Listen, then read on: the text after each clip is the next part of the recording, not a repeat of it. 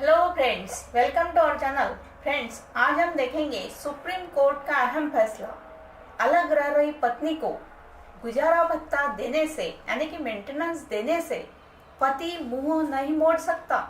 Friends, video अंत तक देखिए, लाइक कमेंट शेयर कीजिए और सब्सक्राइब करना न भूलिए।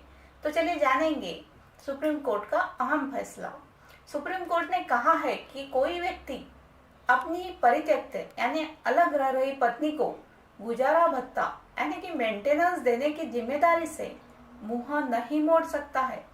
न्यायमूर्ति की पीठ ने एक व्यक्ति को उसकी पत्नी को 2.60 करोड़ रुपए की पूरी बकाया राशि अदा करने का अंतिम मौका देते हुए यह कहा कि साथ ही मासिक गुजारा भत्ता के तौर पर 1.75 लाख रुपए देने का भी आदेश दिया। पीठ ने तमिलनाडु निवासी व्यक्ति की एक पुनर्निरीक्षण याचिका पर सुनवाई करते हुए यह टिप्पणी की। यह व्यक्ति एक दूरसंचार कंपनी में राष्ट्रीय सुरक्षा की एक परियोजना पर काम करता है। उसने कहा कि उसके पास पैसे नहीं हैं और रकम का भुगतान करने के लिए 2 साल की मोहलत मांगी। इस पर शीर्ष न्यायालय ने कहा कि उसने न्यायालय के आदेश का अनुपालन करने में बार बार नाकाम रहकर अपनी विश्वसनीयता खो दी है। न्यायालय ने हैरानगी जताते हुए कहा कि इस तरह का व्यक्ति कैसे राष्ट्रीय सुरक्षा की परियोजना से जुड़ा हुआ है।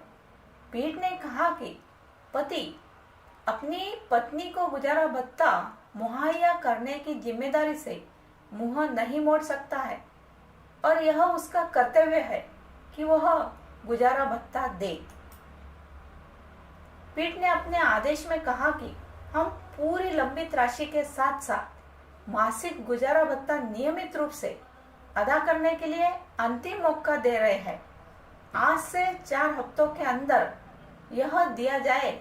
इसमें नाकाम रहने पर प्रतिवादी को दंडित किया जा सकता है और जेल भेज दिया जाएगा। न्यायालय ने मामले की अगली सुनवाई 4 हफ्ते बाद के लिए निर्धारित कर दी।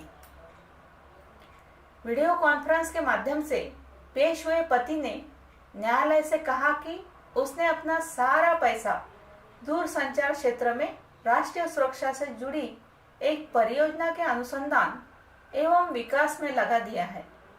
गौरतलब है कि पत्नी ने 2009 में चेन्नई की एक मजिस्ट्रेट अदालत में अपने पति के खिलाफ घरेलू हिंसा का मामला दर्ज कराया था।